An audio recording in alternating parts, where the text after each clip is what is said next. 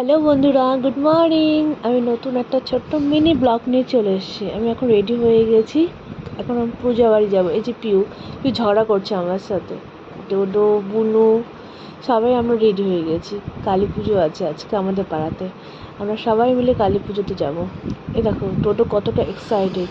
ও বাইরে বেরোলে পুরো এক্সাইটেড হয়ে যায়, টেনে টেনে সবাইকে নিয়ে যাচ্ছে। ওই যে দৌড়াচ্ছে।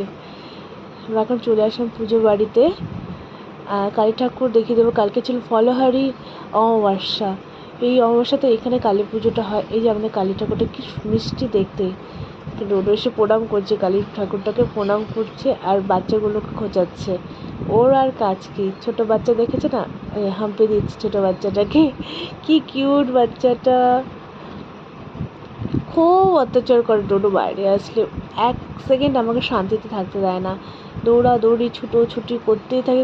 ওই দেখো ছোট